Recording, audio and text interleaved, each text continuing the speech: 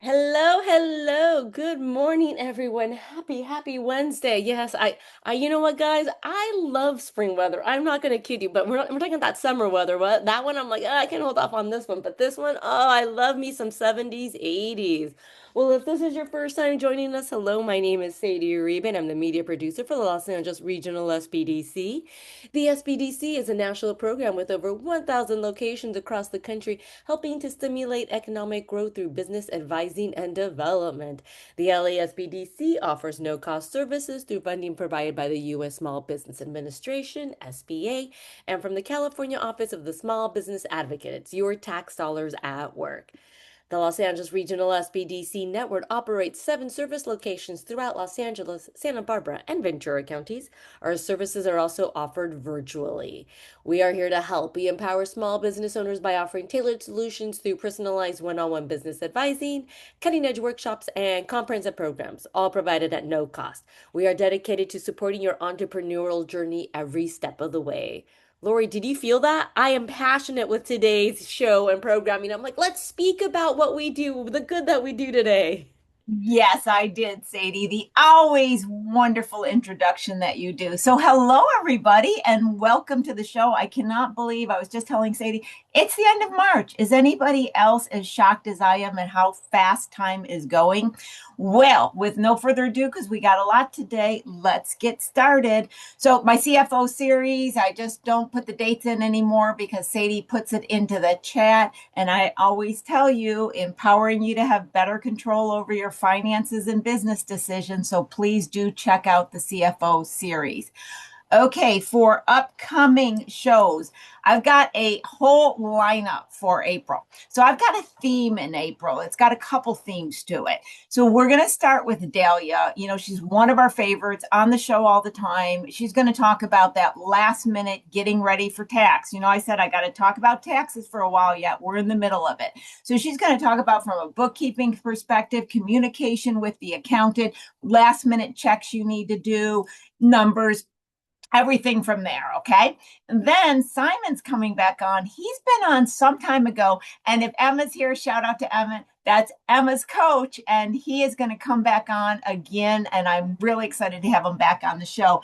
And Tiara, once again, I got some old people that have been on the show before coming back that everybody loved. She was on right about the time of the fires last year, and she was talking about just having a healthy mindset. Simon was talking about coaching. Tiara was talking about looking at things in a positive way. And you guys love Tiara, and she has since gotten into more leadership and management consulting. So she reached out to me. I was like, please do come back on. Then we're going to go into HR. Samara's got to come back on, tell us all about more HR laws. And I always talk about AB5. Then we're closing out the month with Sebastian coming back on to talk about funding your company, micro funding, micro loans, all that. So I would say I am really excited about April because I've got jam packed with information you must know, some heavy information with taxes, and then some light information on coaching and mental health and owning a business. So it's going to be a very, very fun month. Okay, so let's go into Lori's Corner. Now, Sadie's going to put a ton of links in the chat, guys. So make sure you grab all the links on the chat because I'm just going to give you a quick rundown. I told you I got to talk about taxes until we're past tax season, and then I'm going to talk about some more light stuff. But okay, here we go. So tax season is in full swing. I'm going to talk about the 10 deductions that most small businesses can actually use. Once again, I'm going to run through them quickly. You're going to have the actual links to the IRS because you know what I always tell you guys, go straight to the horse's mouth, the government page. Don't go to blogs. Don't get wrong information. Go straight to the actual sources. And as always, you can reach out to me. Sadie will give you my information. She'll make sure you get my contact and meet with me if you need any additional information. So here we go. Home office deduction. Now, if you use part of your home exclusively for business, you can deduct a portion of rent, utilities, mortgage, interest, and repairs. Now, there's 2 calculations that your tax person will help you with. There's a simple $5 per square foot method up to 300 square feet 1,500 max, or an actual expense method. So your tax person will go over which method, but most of us are working out of our home to some degree, so you can take advantage of the home office deduction. Now there's vehicle and mileage for usage of your car. 70 cents is what it is now per business mile. You need to keep a log of the date, the miles, and the purpose. And you can also deduct gas, repairs, and insurance if you track actual cost instead. Once again, two different methods. Tax preparers will suggest which one makes sense or is appropriate to your situation. And you know, we had David on the show just last week, retirement contributions, your SEP IRA, your solo 401k, simple IRA. For 2025, the limits are very generous, up to 70,000 depending on your plan and age. So this is a great way to lower taxes. We talked about that last week. Equipment and furniture. This is section 179 plus bonus depreciation. So what I'm talking about is laptops, desk, tools, vehicle if it's only used in the business. So this can be a great deduction because a lot of times during the year you're buying, a computer. At least you can have the computer deduction. Professional fees, CPAs, lawyers, consultants, bookkeepers, these are all business advice. So make sure you track all those for a deduction. And this is one a lot of people don't know about. It's called qualified business income, QBI. And it's up to 20% of your qualified business income. It's an automatic for most small businesses under the income limits. This almost went away, but it's back in the big, beautiful bill. And I was really glad to see it because this can be a game changer. Now, quick reminder, every deduction must be what's called ordinary and necessary for your business. You need records, receipts, mile logs, bank statements. The IRS loves good documentation. So there we go. Quick rundown of a business deduction that every company can use. Okay, now for the fun of the day. Very excited to have a brand new guest on the show. Anya and Matt Schodorf own Café de Leche. I'm getting those names messed up. A coffee roastery and cafe chain specializing in small batch roasted farm to cup single origin coffees sourced directly from passionate producers. He has a combination of brick and mortar and online offers to purchase the coffee. He has subscriptions, curated gift boxes, and handcrafted blends available for nationwide shipping. Matt, welcome to the show.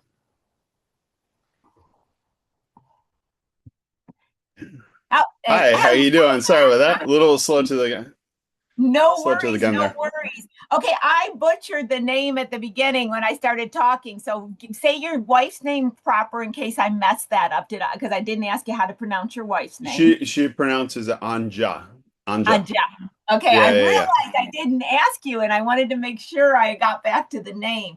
So, first time visitor on the show, welcome so much. I want to start out by at least letting everybody know about the coffee, the locations, the online. So, before we get into the story, let's do kind of an introduction of the company itself. Tell us about the locations, the onlines, and just so like if we know where to go. And guys, look into the link because Sadie's going to put some information in the chat. And as Matt is talking, Sadie is also going to share the website. So Matt, I'll let you take over from there.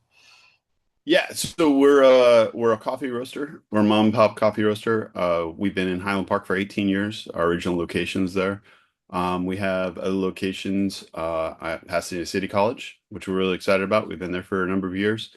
And we just got on campus at Cal State LA. We have two locations on campus at Cal State LA. We really love campus life and the students and the energy from that. It's fantastic. And we also have a location in Hollywood. Hollywood, basically where they used to call it Hollywood and Highlands, called Ovation now. It's basically the same complex where they hold the Oscars. I'm there right now. And we were in Altadena. We lost our shop in Altadena in the fires. We've submitted plans and we plan to rebuild in Altadena, hopefully in the not too distant future. Wonderful. And yeah, like you said, we also sell coffee online nationwide. Sadie, show the website. It's so cute. I want everybody to know where they can go to order online. Okay, so we're going to go to the online because these are two different portals, folks. So just make sure that if you want to visit the website, and you can get to the online ordering from the cafedeleche.net, but we're going to go to the ordering portal over here now. So I think this is really cool. So this is the ordering guy over here, but maybe we should go to the like where we can do like the beans, right? You guys are a roaster. Why not go there? So here's the little guy so we can do a little pre-ordering, but I want to share this guy over here. I Uh, love your website. It's very clean and inviting. Sometimes you see them and they're so busy. right, right. Okay, so as we said, please stand by technology over here because this little guy is not popping up on my Zoom share. We love technology, folks. We love it when it works, right? As we lovingly say. Yeah. Okay. And So I was going here's to say, Matt, is that 18 years in business, you're one of the seasoned entrepreneurs on the show. So we're very excited to have that as well. So Thank you. there we go. Once again, beautiful. I looked at your website last night and I thought it was very inviting. I love the packaging, everything about it. That's a no, beautiful it's one to show. Sadie, thank you. That's an awesome place for us to jump into the story. So, Matt, before we jump in the story of your current situation, did you always believe you were going to be an entrepreneur or in coffee roastery or anything? When you were getting out of high school or going into college, where did you think your career trajectory was going to go? I liked film, like a lot of people in LA. I mean, I'm from a small town in Ohio, but I grew up in Ventura. I moved out there when I was pretty young. And I was interested in film. I went to school for a little while, went to community college, and then I went to San Francisco State University, and I didn't finish. I majored in having fun and ended up working in restaurants, and then came to LA to pursue filmmaking. And so I worked on set for most of the 90s. Lived in Koreatown, and I'd say independent film, but like really low budget films and TV shows and things like that. It was great for that time in my life. It was a lot of hard work. It didn't pay much, but it was exciting. I still love film and TV. I did a lot of different jobs on that. And then I moved to Highland Park in 2000, summer of 2000, and I met my wife. My wife's originally from Nicaragua, but she grew up in LA. She grew up in Glendale, and she worked in film production. So she worked on set much more elite than myself. She worked on the lot at Universal in post production. And so when we met in 2001 in Highland Park, and through friends, and we both had our jobs. We had a couple kids, um, and we like. I think it's like a lot of people's dream. They're like, oh, just a little coffee shop. That'd be fun, right? How hard can that be? And it's beans and water, really. I mean, what are you doing over there? And at the time, there wasn't really like what we call specialty coffee. In Los Angeles. Uh, there was, they're pretty much on every corner these days. But if you can put yourself back in 2008, Yeah. honestly, the landscape for specialty coffee in Los Angeles was pretty small. It was really, really small. And we saw an opportunity there, and we borrowed against our home, really. We took everything out of our savings and we put it into this thing. And it was supposed to be kind of a side project. And if you remember what else happened in 2008, so we did all that in 2007, and the economy was great, and everything was awesome, and everything was flowers. And then it takes about a year to put something like this together. And in September of 2008, Bear Stearns goes down, Lehman Brothers goes down, the economy it just compressed, um, and we opened our doors in November of 2008. So basically, like, everything on the TV was like, how you save money and make it through this? Stop getting coffee, stop going out and getting coffee, right? And on top of that, we were a bit of an anomaly in the neighborhood. We're still in a working class neighborhood, but at the time it was definitely more that. And we kind of looked, I don't want to say out of place, but I mean, these days you walk into any shop and it's all cute and it's beautiful and it's shiny and it's usually very minimalist and higher end. And we were all of those things in 2008 when those things weren't very common. And so it was a combination of things that I would say our start was rough. It was difficult. Yeah, I can imagine. I remember 2008, 2009 so well because was doing a lot of consulting in my private business, and suddenly we were all trying to lay off employees, and it was just horrific. And you're correct that anything that was considered a luxury good in any way was not wanting to be purchased at that time. It was the biggest retraction that I can recall. Let's go through, because I can tell in your eyes, you still remember those moments. How did you emotionally deal with it? Because, Matt, so many people that are in the audience, they're dealing with their set of emotions of starting and being afraid, etc. You're sitting almost 18 years or 18 years on the other side. What can you recall and share on how you just dealt with the emotions of it that our audience can relate to today? Well, just to finish off the kind of the origin story is we in that time people were laying people off and we were the ones that got laid off. So my wife got laid off from Universal. I was actually had transitioned from film into uh still photography. So I was a photo assistant for magazines for celebrities for magazines basically. And so magazines aren't exactly like a growth industry. And so I got laid off, she got laid off. All we had was the shop. So we just kind of poured ourselves into the shop, and that's how we basically became coffee shop, like full-time coffee shop people. Um, Struggle's real. It's real today. I mean, I gotta tell you, I'm very blessed to be able to make a living, my wife and I. But we work a lot for that. We work so a lot. My wife works up to 60 hours a week sometimes today. Um, she handles all the financial stuff, basically, and payroll and HR. She's a one-woman show for all of our locations, and I bounce around a lot and try to put out fires, for lack of a better term, at all the shops whenever things arise. In 2008, we almost lost our house twice, and I don't make that in like a light, like, oh, we could almost, I had the note on the door, like the sheriff's coming, like that happened two times to us.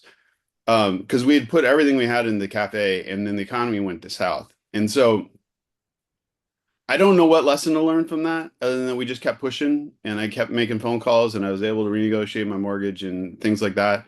But it's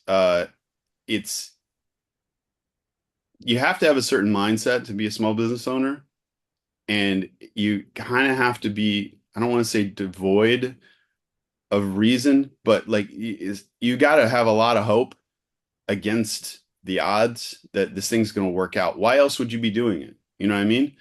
Yeah. Um, the flip side of that is like I didn't miss a recital.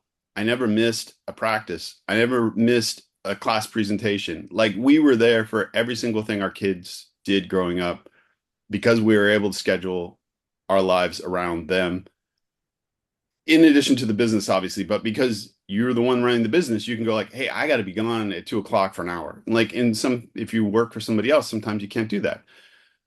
So that's the biggest trade-off, and I think, but also the biggest advantage to being a small business owner is that you get to call the shots in your life to a certain degree. I mean, it really is you got to keep the airplane in the air, right? Like that, Yeah. what at all costs, the shop has to exist because if it doesn't, you don't make a living. So Right. that means you're not clocking out at 5 most days, you know? But it also means you do have some flexibility because you can say when you have to be there or, you know, kind of, Right. unless Yeah, someone else kind is of. supposed to be Yeah. there and they don't show up, in which case Yeah. all your plans just went out the window. They So went for the out the most window. part, we got to see all these things, but occasionally things come up where you're not. Um, I think it's mentally draining. It's stressful. I mean, I'd be straight up with anyone. I mean, we're talking to small business people, right? I mean, this Right. is all people that either are small business people or aspire to be so. Um, And I think, well, I don't need to tell them. They know. You know what I mean? Because the other part of it is like, I don't have a college education. My wife doesn't. I mean, we both did some college, but neither of us graduated. My daughter's going to be first generation. My parents didn't graduate from college. Um, my daughter's graduating in June from San Jose State, and she's got. I just talked to her this morning. She's got the little first gen stash. I mean, it's super exciting. It's like really, really, really neat. You know what I mean? Um, and that was a big goal of ours that she did that. But you pour yourself into this. I listen to business podcasts constantly, and you're right. The story is like, oh yeah, I struggled, and now I'm flying in my own private jet, and that happens to some people. I think some of them are super smart, and they just know how to do these things. I would say the majority of people, it's just hard work and Yeah, persistence. yeah. I agree. You said so much that is wonderful to unpack here. So I have three things that I'd like to unpack or at least comment on. You know how you said, well, I don't know if there's necessarily any advice on a lesson learned from that experience. One of the things that I picked up on, Matt, and to be honest, I wouldn't pick up on it if it wasn't for the fact that I consult with people every day through the SBDC, and I'm going to call it just for a label, proactive. You know how you said I called the bank, we negotiated with the bank.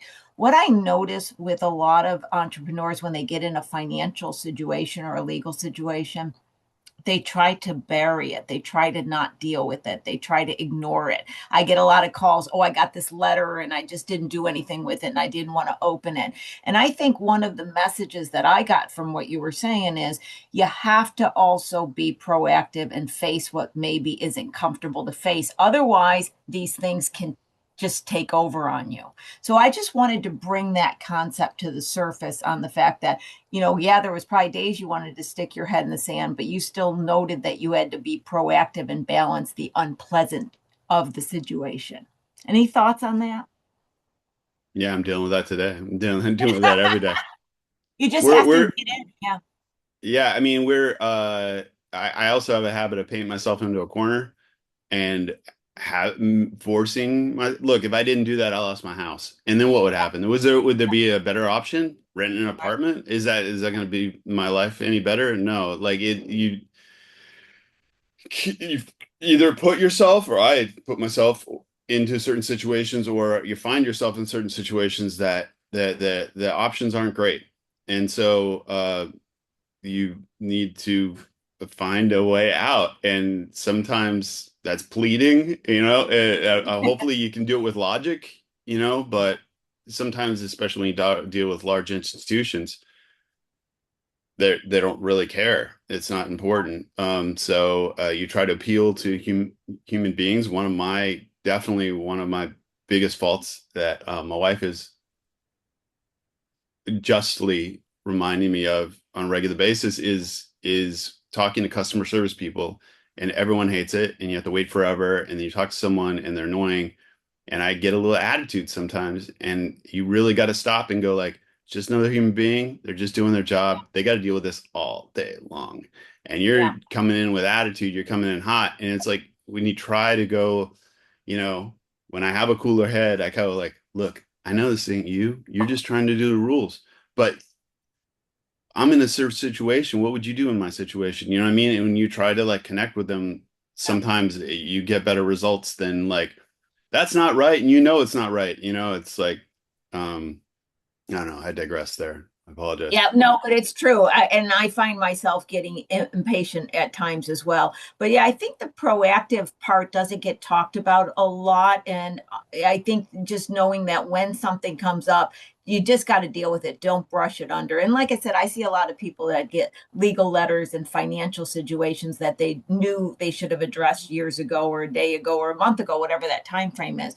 Another thing I love the way you put it is that new entrepreneurs think that they have such scheduling flexibility. And yes, you do have it to some degree, but you end up working more hours. So I love that realistic view of it. And I just have to say, from my own perspective, I went to school, which would be considered rather late. I got my MBA when I was in my 40s, and I started my first company when I was 25. And I remember during getting my MBA thinking, if I stay in school any longer, I'm going to get too stupid to run a business, because what they were teaching me in school was not what I had seen in the reality of running a company. Now, there was good tools and good information. I'm not meaning to say that, but I find that good old common sense is sometimes the best learned skill that you can get, that you don't necessarily get from an education. And I see that a lot. So I just wanted to comment on that as well. So let's go back to the time. It's been some years now, but you've got the restaurant. One of the things that people want to understand is, how do you go from having the coffee shop? So you got the coffee shop. Did you start out with an employee right away? How did you know when to add employees? And I'm also going to ask you this, Matt, because you're into it 18 years. You probably are aware of how different it's now having employees, the legal components, the cost, et cetera, than it was even 18 years ago. So whether or not to hire, getting the HR laws correct, knowing the concerns when hiring somebody that you have to be aware of, that's a whole conversation within itself. I'm just going to let you run with anything around employees and hiring. Yeah, I mean, it to be open the hours that we wanted to, we you need help, you know. There is an alternative. There's a really great coffee shop, and God, I wish had it off the top of my head. I don't know, but they're in downtown. Well, downtown, they're in Chinatown, and he's basically running a one-person show. Maybe he's got one or two other people helping him, but he does a very slow process. He chooses the best, most expensive coffee. I don't know. He doesn't try to make it expensive, but he chooses really high quality ingredients, and you wait a long time, and you get a cup of coffee, and he made it for you, and he's able to run that business, and he's been doing that for several years. That is a way to do it. That is a way to approach. We wanted to, because of where we were, we always wanted to be kind of, we wanted to serve our community, and it gets thrown around a lot, but we wanted to bring quality, and we wanted to have all those things that people generally desire in a coffee shop, a cute spot that's fun to hang out in, good music and all that. We wanted to keep our prices as reasonable as humanly possible, but we don't, you know, you're trying to hit that middle ground. You know, it's somewhere between Starbucks and like super, super high end. And you get in some coffee shops, and it's just, you feel unwelcome. Like even back then, they were in as small as the specialty coffee community was, even in Los Angeles, there was still kind of like, oh, that shop's like, they always like, "Rrr." And some people are into that. I mean, some people like, oh yeah, I love that snooty coffee shop. You know what I mean? Like it adds a layer of mystery, or the coffee must be amazing because they have this attitude or something like that. But most people, I think, want a comfortable spot that they can afford, but also they want the a little bit of the high end stuff. And we've always tried to find that middle ground, you know what I mean? So I need people. I couldn't run it by myself. My wife and I couldn't run it by ourselves. We organically kind of fell into our own. You talk about like, in I don't know if you said instinct, but like common sense. Yeah. Anja is all common sense. Like she's very practical. And this is an advantage also, I think, that won't apply to everyone. Some people can run a show by themselves. But again, I listen to a lot of business podcasts and stuff like that. And you hear about founders and things like that. And we're talking like big tech things and stuff. But they say find a co-founder. You know what I mean? And my wife, I mean, we are co-founders. We are together. I mean, the whole brand is about her and her family, about where she's from. We play well off each other, because she has locked down all of this. She literally wrote before AI, she literally wrote our employee manual from scratch. Like she wrote the whole thing, you know? And it's not thin. It's an employee manual, because she's like, you have to have an employee manual. Everywhere I've read, she researches everything, and you have to, she does all of our payroll. She does all of payables, all the everything. She too much, actually. She needs help. But like, we found our kind of strengths more or less, or where we played best in the company. And to serve the community the way we wanted, we needed employees. You need people to work with you. And then also there's, I have taken some small business classes and stuff, and one thing resonated. I think it was through 10,000 small businesses. I can't remember what that is. Yep. Yep. That's the That name. some Yep. bank puts that on. Yep. And Goldman Sachs and did.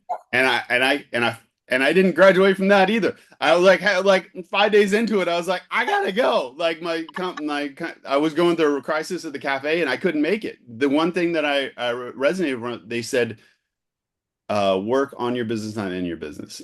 And it's easier said than done, but it's true. Which is, if I'm behind the counter pulling shots, which I still do and I like to do, um, I can't address the growth of the company. And it's not do this, do that, don't do this, do that. It's more like a little bit of this, a little bit of that, a little bit of this, and a Yeah. little bit of that. And you try to get to the point where, like, my time is better served in another space, working on growth, working on, I don't know, systems, which I'm not terribly great at, but that always need help. And so if you don't have people, if you don't have a team, then you are not able to do those other things. And ultimately, I don't think the company can grow unless you have really strong team members. Yeah, one of the things, and this is just a side thought, but I always think this about a coffee shop, and I've got several clients that have coffee shops, and any type of place that's a brick and mortar and the product that people buy have a low price point, you have to have so many customers come in every single day just to pay for that asset of that brick and mortar. And that seems to me always a bit of a challenge, as well as something that has to be financially monitored. How do you go about, or what are your thoughts, or what can you share on the financials? And I know your wife does the financials, but you have an awareness of what has to happen. What have you learned that you have to do to make sure you're always getting in enough revenue to have profitability at the end of the day? This is where a lot of people in my audience get messed up. They think, okay, I'm just going to focus on revenue. I'm not really looking at the profit. And then they find that they really aren't making money until it's too late. So wherever you'd like to go on that map, but just managing the financial aspects of a company to keep it going. Yeah, I'm guilty of that as well. I can tell you what my daily sales are every day. We use Square. It's on an app. I check it several times a day. I know what we did. I know what we did versus last week or last year. It's at a glance, and that is a barometer that I pay a lot of attention to. I would say one of the easier things to do is really not, it wasn't that hard. I'm not an expert at Google Sheets or Excel or anything like that, but doing cost of goods, at least for us, it wasn't so Yeah. bad. We're not a restaurant, we're a coffee shop. We make coffee, we roast coffee. We get fresh pastries in every day, but that's kind of all we do, and then I have like some bottled drinks and things, but we don't run a full kitchen. I don't have fryers. I don't have any of that stuff. So our costs, I can put everything in like 5 sheets. Yeah. And so keeping cost of goods around 30% or under, is super important, super important. The trade-off there is raising prices, which no one likes to do, but I do it because you have to be at that 30%. I mean, you go into some places and maybe they're just pulling a number out of a hat, but like I would say for the most part, and this is not like I didn't, obviously this is just common knowledge in business. Like for us, cost of goods under 30% is super important, and labor. So I've been working with the SBDC. I have an advisor that's been helping us out, and he's delving into. I'm not great at P&Ls, to tell you the truth. I'm not great at balance sheets. I'm not great at all this stuff. So I'm leaning on him to help educate me more, to get it diving into deep stuff and working with our accountant and all that to find that stuff. But what I do as a shortcut is I just, do an average of what my hourly rate is and versus what was my revenue for that day. And I find, how many hours they did, you multiply the hours by their pay rate. And then you divide by your revenue for that day, and you figure out what your labor costs were for that day. And I spot that, check that. It's something I've been actually only doing recently. I've been guilty of what you were talking about right there, for a very long time. Because you run a lot of it by the seat of your pants. I do. which is not right.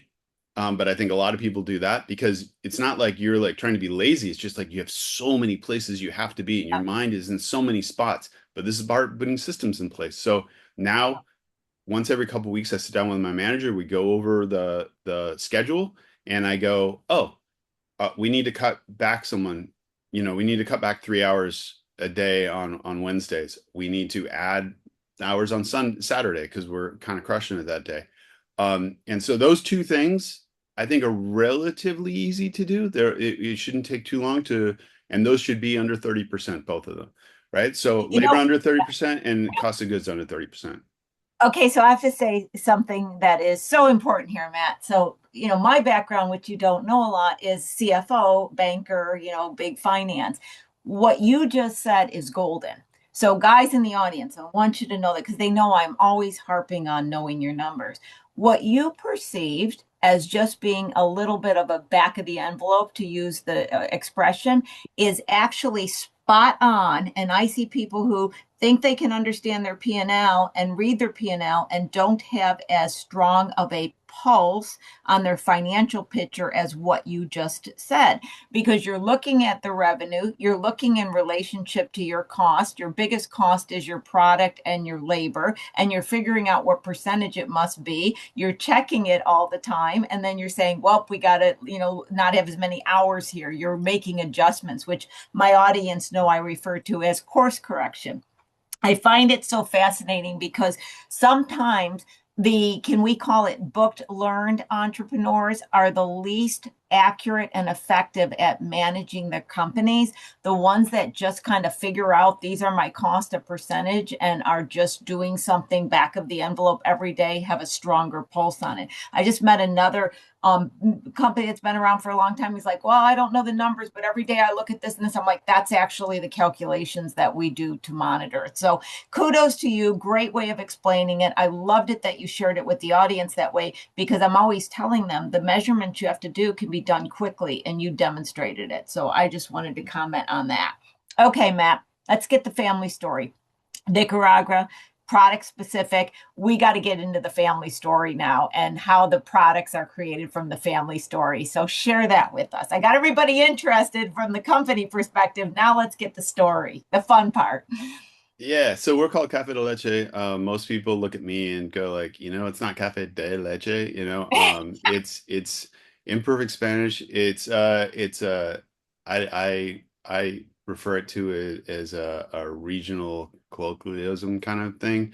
My mother-in-law came up with it. I call her Mama Rosa. You know, my wife explains it on the website a little bit, but it's basically like when she was growing up, and actually my son made this yesterday.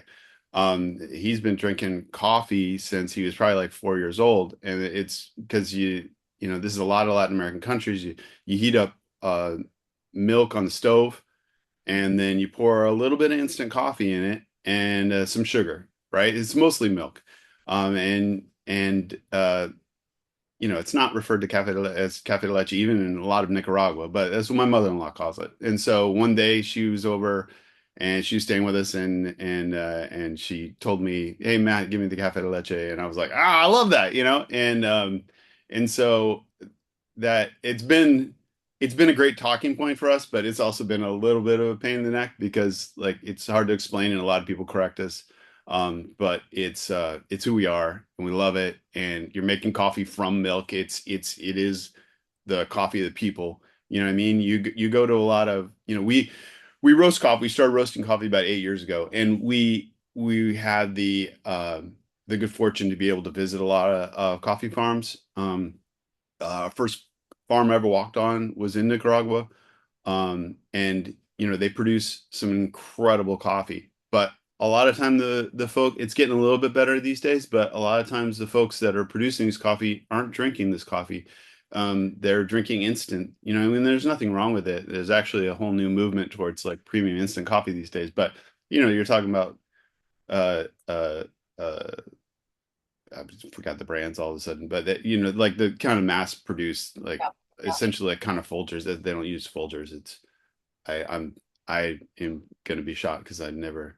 I should know this brand because it's sitting. I can picture the label. It's sitting in my house right now. But like the traditional brands that are sold in Latin America. But like so we get to source the coffee directly from a lot of these farms, and other ones we work with importers. But we visited coffee farms in Nicaragua, El Salvador, Guatemala. I was in Puebla in southern Mexico last year. I've been to Ethiopia, and we get to really meet the people that are doing the real work, the heavy lifting. And it gives you a deep sense of appreciation of what it takes to get this coffee to you. I mean, I have a little slideshow that I do, and you have no idea. Like we were at a coffee conference in Seattle a few years back, and there's producers from all over the world. And this woman was from, I think she was from Kenya or something like that, and she was a coffee farmer. We call them producers; they produce the coffee. And she's like, I am so sick and tired of all these freaking roasters, and they're like, my coffee, my coffee. Screw you, dude. That's not your coffee. That's my coffee. You know what I Yeah, mean? I I love grew it. this Yeah, from a I agree with seedling. I you. Yeah, tended to it. I yeah, make sure it was, and I raised it up and I hand selected all these beans and then I selected them again and then I floated everything and then I made it sure it was dried to 11%. You know what I mean? Like it had to be exact right and the density's right and I had to bag it and get it. You get over to you put it in your machine for 12 minutes and you're like, look what that's I did. You know what I mean? point. And it's Yeah, like, and it resonated with me a lot, and not enough credit is going to the producers, the people that are actually making this incredible thing. yeah, And unpopular, but coffee's too cheap. I mean, it really is. It's for the amount of labor and time that goes into it. The people that are doing the real work and the literal heavy lifting. If you haven't lifted a jute sack of coffee, you will. You'd appreciate what it does. And these guys are flipping these things on their shoulders and loading trucks.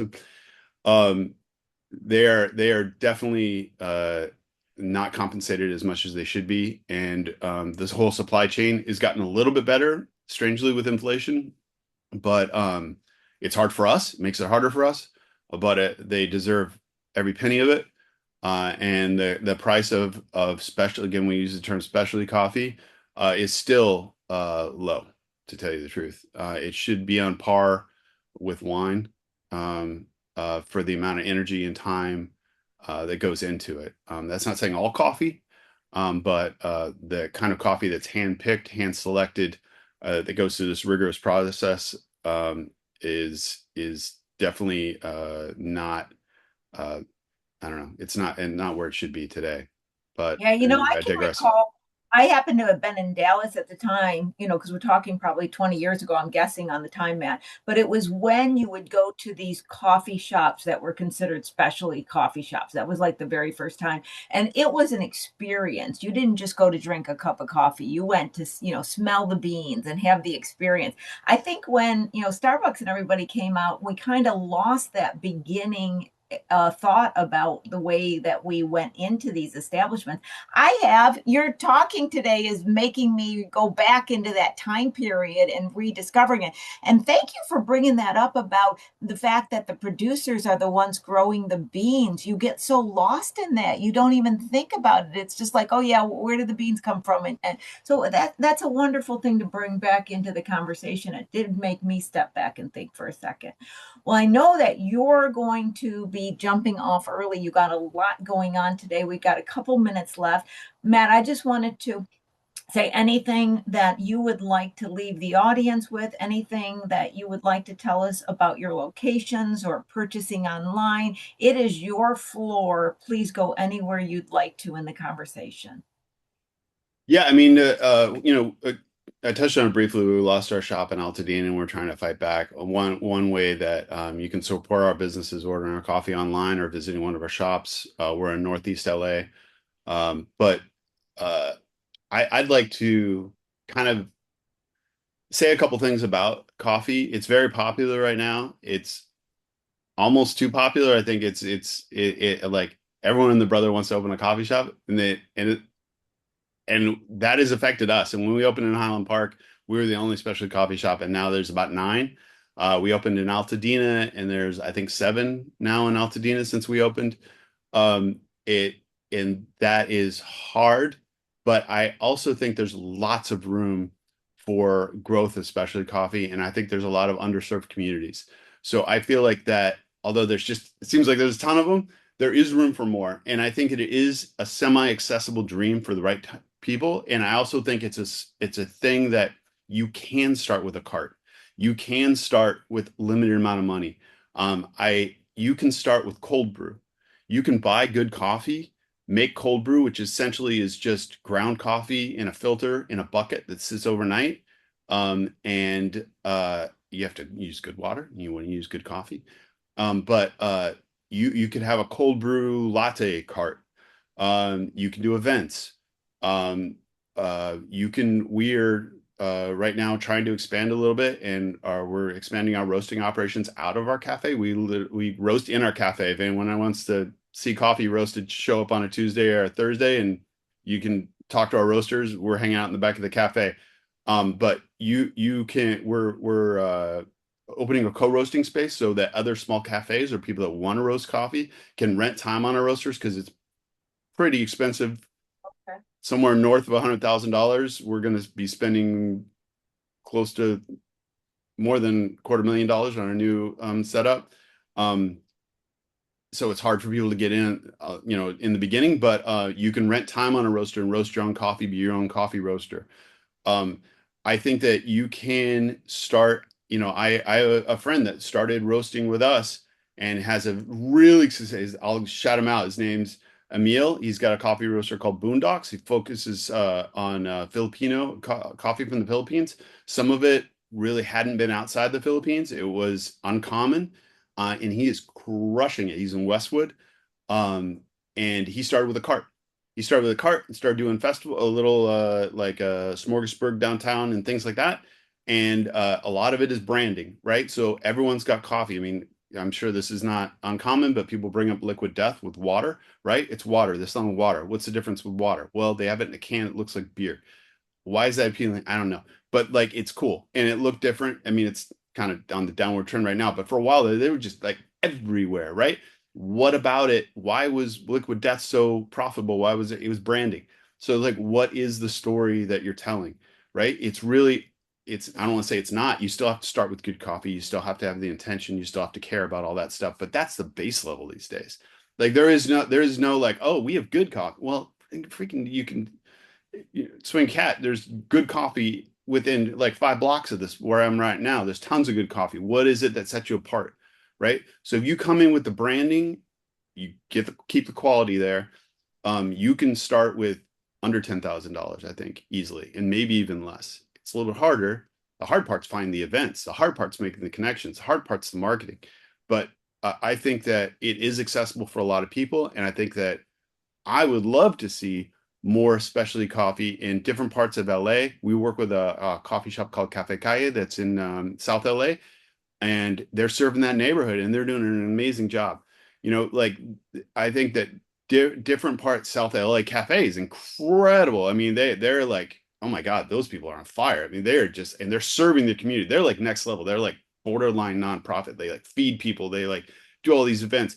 These are small community based coffee shops that are making a difference in their community, and they started very, very small. So I think it is something you could lose. I preface this with you can lose your shirt doing this, like 100%. Like everything that you're doing, you have to be able to lose that money.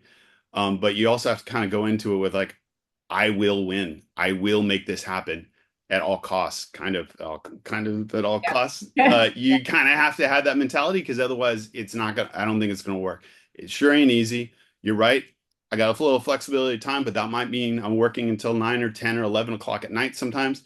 You got to prep for the next day and everything else that you don't know. There's so many things that I still don't know to this day. Insurance stuff that you have to be an expert at so many different things outside of like, I'm really good at making coffee. You know what I mean? Like you have to know so much about so many things and regulations and health department and like just all kinds of like stuff that comes at you from every direction. And you're small. You don't have like someone that is in charge of dealing with the city or dealing with taxes. I mean, hopefully you have an accountant, but like all that kind of stuff is just, it comes at you from every direction. But that being said, there's something about quality of life that I've my wife and I have been able uh, to obtain from this that has been a godsend. It's just been incredible. And I don't know if I'd say I wouldn't trade for anything. There's a couple different things. And there are times we thought we were going to lose it all. I mean, several times we thought we'd lose it all. I want to say I'm on the verge of that right now, but we got we got a lot of headwind right now. We have a lot. It's not easy now. 18 years in, it's really, really, really challenging. The beginning of this year was really, really, really hard for us. Um, but I do love it. I think you hear from my voice, like I love coffee. I mean, I love it. I didn't know I loved it until I was in it, and then I was like, I love this. Like it's endless. You can go down a million different directions. You can be just like, I just want to. I mean, there's a filtered coffee and the way it's roasted and the way it's ground and what kind of equipment you're using and what was the altitude of the coffee and what is the terroir, what is the variety of the coffee and you can just go like if you want to just right down that rabbit hole. I mean, you can approach it from a very like you said like very business kind of background and just get into the nitty gritty of every number and like refine everything. You can get it from marketing. Ultimately, you have to have a little bit of all these things, but whatever your passion is, you can kind of find it within this space, you know. And yeah, if you want to roast coffee, reach out to me. Um, I'm more than happy to show you what I know. Um, That's wonderful. I have to say, Matt, that was such a beautiful conclusion because it had so much wisdom that you have acquired over the time period. But it also talks about, entry. There's many opportunities and pointing out that you can start out with a cart. Once again, not a thought that I had. And it talked about the challenges and the hope and the inspiration and the excitement. I would say that if you took what you just said and put it into a book, it would be a book within itself. Thank you for that rundown. And thank you for coming on the show and sharing all this with us. And we hope to have you back on the show again. I know you got a lot going on in the background there. yeah, You've got yeah, to come back to, but I just wanted to say thank you for coming on and being honest and sharing the good, bad, ugly, and the excitement and the thrills as well. yeah. Thanks for your time. My business plan when I started off didn't know anything. I went to the VEDC. They didn't even have one in Pasadena at the time. I went out to the Valley and they helped me write a business plan. The SBD say it for me SBDC, correctly. Yeah, SBDC, yeah. SBDC has been very, very helpful when we needed it over time. You guys are a fantastic resource. We appreciate what you're doing for the community. It means a lot, and it really is a tremendous resource because you guys are there for the small business community, and it's really about how much we want to utilize that. Well, thank you. And good luck with the construction and everything you're doing and your future. And please do come join us again for an update. Thanks, everything. Thanks, Sadie. Bye, guys. Bye. Well, Sadie, that was an interesting discovery. And guys, we have a couple minutes left, so you can put in the question box or into the chat any questions or anything you want to ask of me or anything we can make use of the time. But Sadie, it's interesting because 18 years is a long time at it, but you can also tell that it's always like it's day one. It's always a new adventure and being flexible. And what I loved about it, Sadie, is that it told the truth story. I mean, I look at my own trajectory and that of my clients.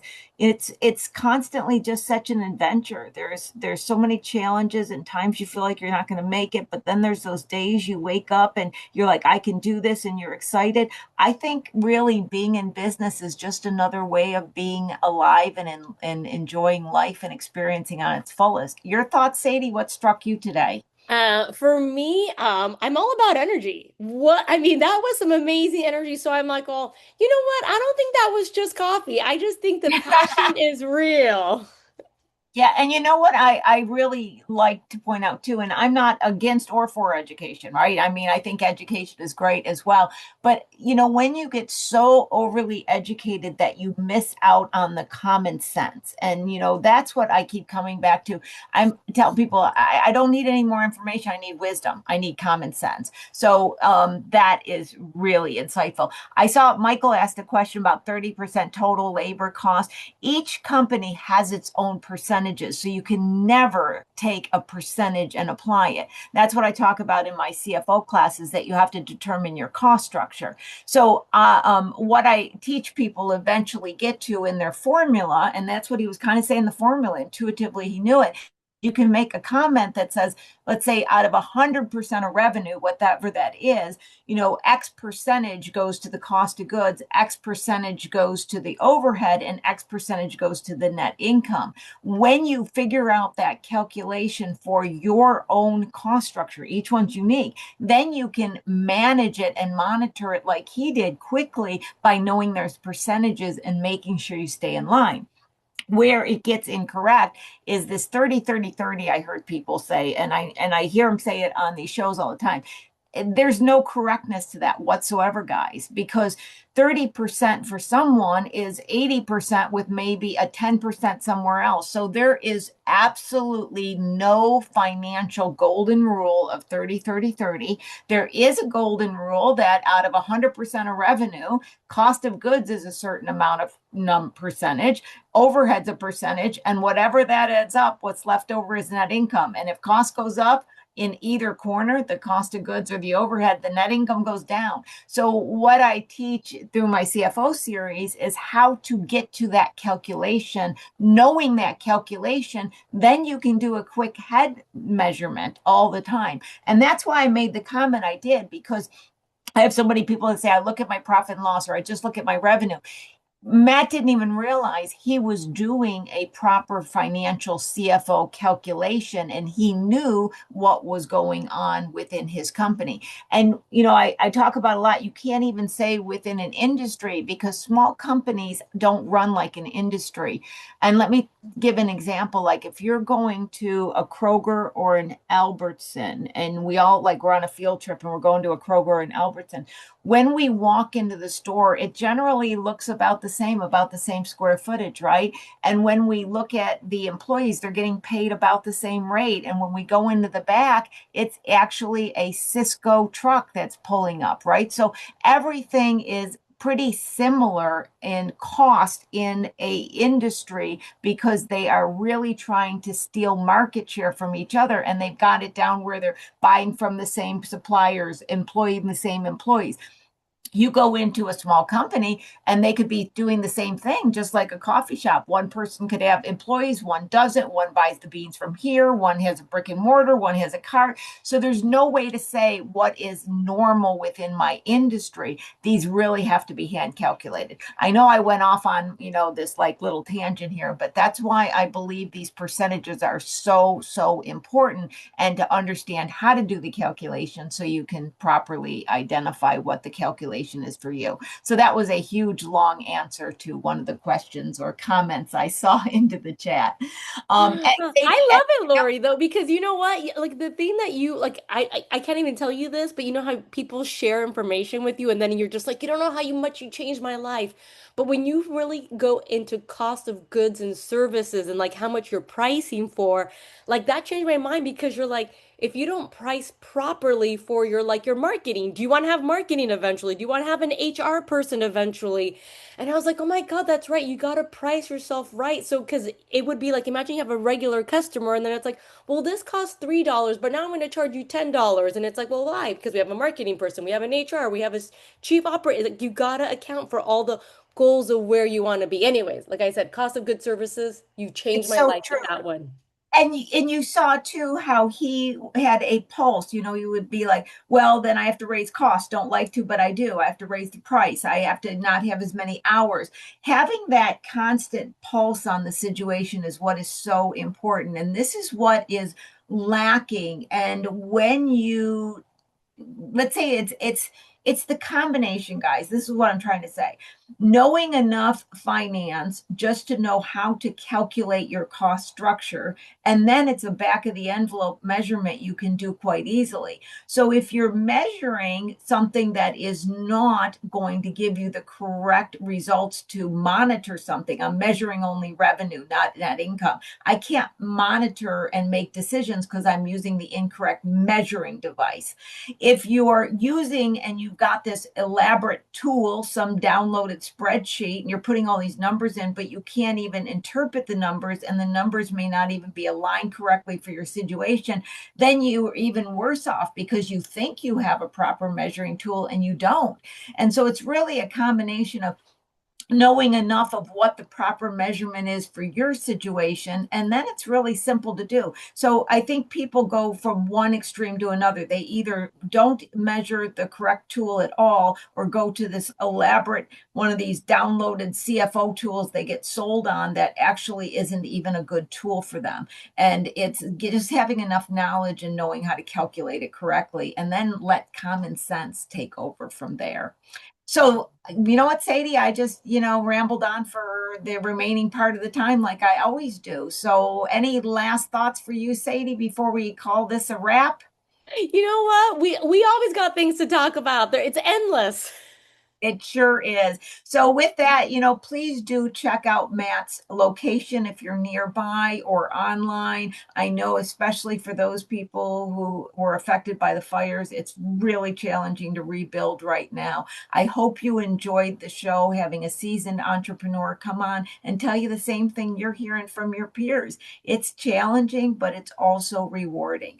I thank you guys who are there every single week. Sadie will stay to get all the contact out of the chat like she always does. And I will see you next week on Small Biz Talk with your host, Lori Williams. Bye, everybody. Bye, Lori. Alrighty, guys. So we know the drill for our newbies. No worries. I know there was talking, there's links, there's a lot of stuff going on. So basically, I'm gonna hang out for a few. I'm gonna put myself on mute. I've been dropping information into the chat window. We got a survey going on, and I tell folks, hey, you know what? Answer that survey because we have an open portion of it where you can tell us what you're interested in learning more about because we share this information with the higher ups and when we're doing webinar planning, content creation, like what do you small business owners want to learn more about? How can we help you more? So like I said, we're all about being here, being a resource for you. So I'm going to put myself on mute.